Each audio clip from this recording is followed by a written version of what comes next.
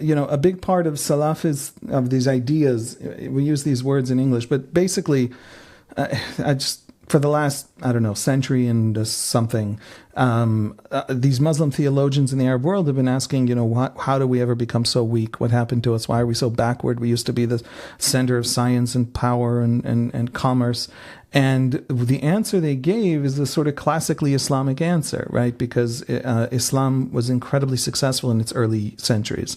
And they interpreted that success as a sign that they're in sync with God's divine plan for history. That's why they're doing well in history.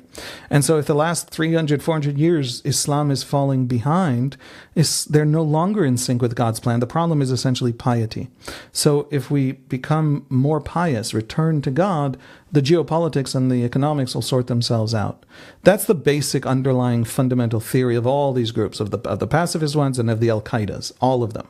That's, by the way, why Hamas is willing. The idea of destroying Israel carries a huge sway among these people because the Jews are the weakest people to ever push Islam back, and therefore Islam's return into history, they're the first thing that has to be destroyed as Islam becomes a conquering empire again.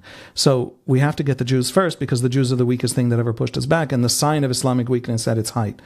Long story short, what the Ram people say is, but wait a second, if the Jews are successful in history, based on the theory that success in history proves that you're in sync with the divine plan for history, because God oversees the history and therefore history arcs toward justice, etc., God must want this to be here now, or it wouldn't be here now, on account of how that's what a God is, right? So we, as people, when you talk to people like Monsour Abbas, they say, you know why I don't need to kill your children? Because I'm an actual man of faith, unlike Hamas. The idea that Islam's dignity can't return, that Islam as a power in history can't return into history, powerful, unless I murder everybody's children, is a disastrous lack of... That is Islam at its most pathetic. That is the weakness. And I am a man of faith who knows that I don't have to do that. And by the way, says Monsour Abbas, at the end of history, all of you are becoming Muslim anyway. So I can wait.